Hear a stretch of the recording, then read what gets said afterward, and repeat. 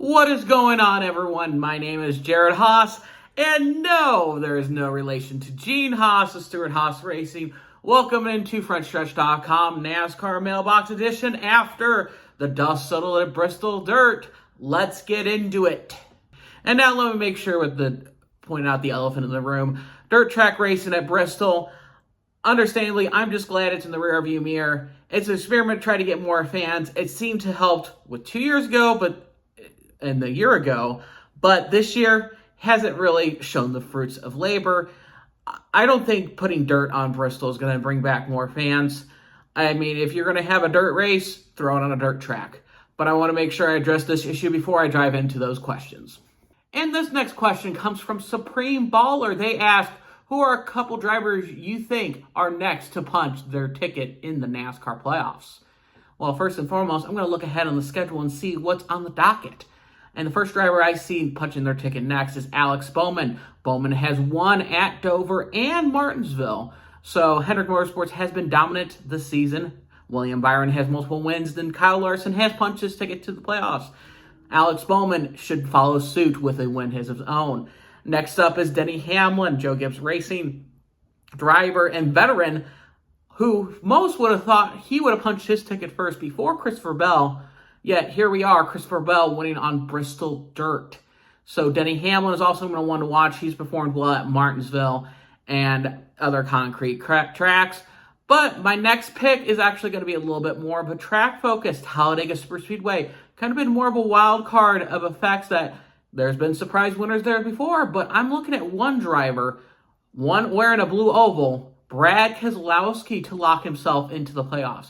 He's performed well at both superspeedway races, leading a lot of laps at Daytona before getting shuffled out late, and finishing second behind Joey Logano at Atlanta. I expect RFK Racing and Fords to be performing pretty well at Talladega Superspeedway, so those three drivers I see next to get locked in. Now, the one wild card is going to be Chase Elliott. Chase Elliott is coming back for the first time this week since his accident in Colorado where he broke his leg. So we'll see how well he's adapting, how much he's recovered from his injury. I think the important part to note is, can he get back in that rhythm in the Cup Series garage?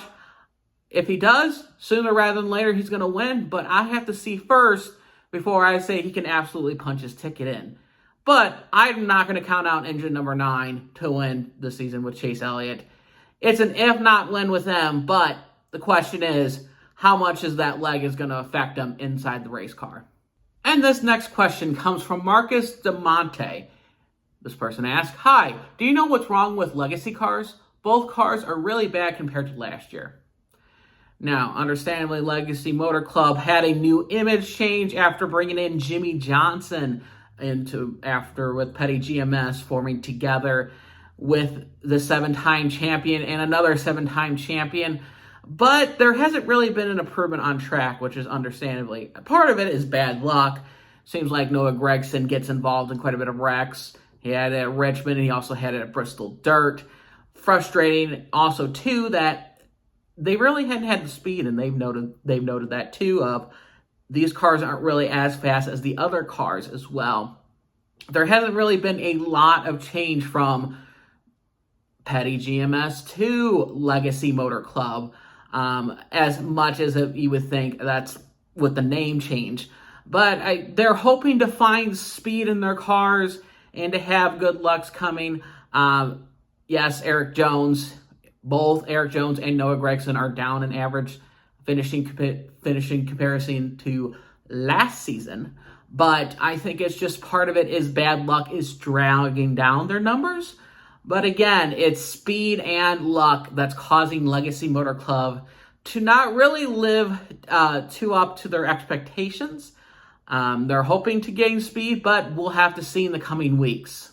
And that will do it for NASCAR Mailbox. Make sure to tune in next weekend after I answer your questions as NASCAR race at the Paperclip. As always, make sure to subscribe to the YouTube channel so that way you're up to date with the interviews that happen at the track. And as always, make sure to have a great race weekend. Hey everyone, Dalton Hopkins here with Frontstretch.com. Don't forget to hit that subscribe button and check out one of the 2 videos next to me to see more of our racing content.